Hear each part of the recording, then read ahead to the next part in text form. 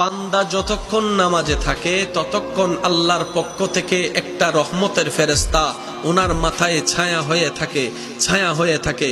বান্দা যখন কিয়ামে থাকে তখন তার জন্য আল্লাহর কাছে দোয়া করে, যখন রুকুতে যায় তখন তার জন্য আল্লাহর কাছে দোয়া করে, যখন বান্দা বলে সামি আল্লাহু লিমান হামিদা তখন রব্বানা লাকাল হামদ বলার সাথে সাথে ফেরেশতা বলে মওলা তোমার প্রশংসা করছে তোমার বান্দা, তুমি একটু কবুল করে নাও, তুমি একটু কবুল করে নাও।